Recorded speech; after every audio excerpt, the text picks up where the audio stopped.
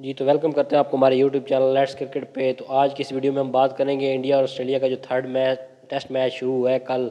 कल का दिन बड़ा इंटरेस्टिंग रहा है। इंडिया जो है वो ऑल आउट हो गया है 109 पे, और जिस तरह की पिच है उसके बारे में बात करेंगे। और इंडियन फैंस के लिए अभी भी थोड़ी सी गुड न्यूज़ है। अब इंडिया को आज के पहले सेशन में क्या करना है उसके बारे में डिस्कस करेंगे।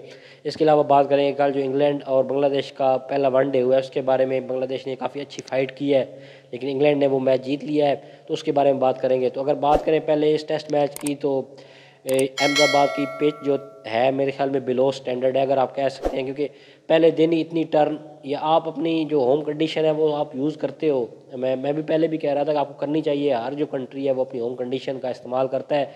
लेकिन यार इस तरह पहले दिन ही इतनी टर्निंग और कोई बॉल भी बाउंस ही नहीं कर रही, बिल्कुल नीचे हर बार रह रही है, और इतनी मुश्किल पे जिससे आपका अपने बैट्समैन को भी इशू बन रहा है।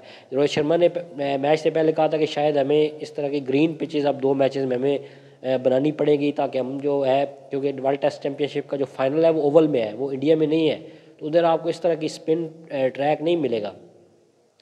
तो आपको मेरे ख्याल में इंडिया को सोचना चाहिए था इस तरह की पिच बना के आप अपने बैट्समैन को जो है ना कॉन्फिडेंस लो कर रहे हैं। जिस तरह आज सारे प्लेयर्स आउट हुए हैं, पहले सेशन में ही 7 विकेटें गिर गई थी। लेकिन उधर ऑस्ट्रेलिया की तरफ से बड़ी अच्छी बॉलिंग स्पिनर्स की, कॉर्नरमैन की, उसका दूसरा मैच है लेकिन बड़ी ज़बरदस्त उसने बॉलिंग की है। उसके अलावा इंडिया ने जब बॉलिंग की है तो अब 45 रन की लीड होगी ऑस्ट्रेलिया की।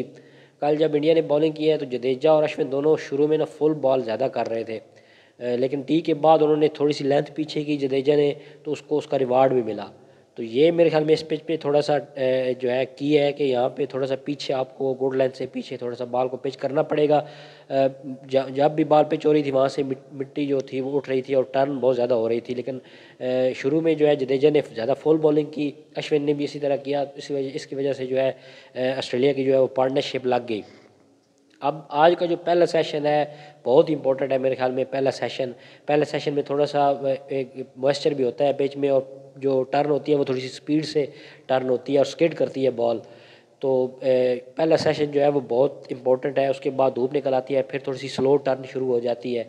तो पहला सेशन बड़ा इंपॉर्टेंट है इंडिया के लिए। इंडिया को चाहिए कि पहले सेशन में ही जो ऑस्ट्रेलिया को ऑल आउट करे। 4 आउट हो गए, अब 6 विकेटें बाकी हैं। जडेजा जिस तरह की बॉलिंग कल शाम को उसने की है उस तरह की अगर करता है तो बिल्कुल ऑस्ट्रेलिया को वो ऑल आउट कर सकते हैं। और ऑस्ट्रेलिया ने क्योंकि इस पर लास्ट बैटिंग करनी है 4th इनिंग में, तो ये इंडिया का अभी भी चांस है। इंडिया आउट नहीं हुआ इस टेस्ट मैच से, क्योंकि अगर वो कम से कम लीड में उनको आउट करते हैं और दूसरी इनिंग में थोड़ी सी अच्छी बैटिंग करके 150-200 का टारगेट दे देते हैं ऑस्ट्रेलिया को, तो यहाँ पे इस पिच पे चौथे 5वें दिन तो ये इम्पॉसिबल हो जाना है चेज़ करना। तो ये इंडिया के पास अभी भी चांस है। ये पहला सेशन जो है ये बहुत मूविंग सेशन है मेरे ख्याल में इंडिया के लिए, और इसमें अब देखते हैं कि क्या बनता है। इंडिया करता है या ऑस्ट्रेलिया कुछ जो फाइट कर सकता है। तो ये बड़ा इंटरेस्टिंग टेस्ट मैच होने वाला है। लो स्कोरिंग होगा लेकिन इंटरेस्टिंग होगा ये टेस्ट मैच।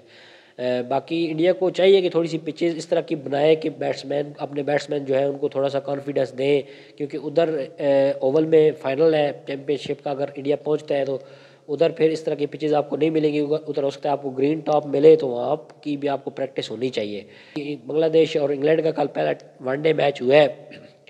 बांग्लादेश 210 पे आउट हो गई, लेकिन उसके इतने रन कम टारगेट पे भी बांग्लादेश ने बहुत अच्छा फाइट किया है। लेकिन जिस तरह की डेविड मलान ने इनिंग खेली है मेरे ख्याल में one of the best ODI inning आप उसको कह सकते हैं। जिस तरह की सिचुएशन थी, जल्दी विकेटें गिर गई थी, 100 पे 5 आउट हो गए थे, और जितनी डिफ़िकल्ट पिच थी, बॉल टर्न हो रही थी, जो बांग्लादेश के स्पिनर्स थे उनकी, तो उसके खिलाफ इतनी ज़बरदस्त इनिंग और इतना ज़बरदस्त 100 जो उसने किया है मेरे ख्याल में शानदार इनिंग थी उसकी।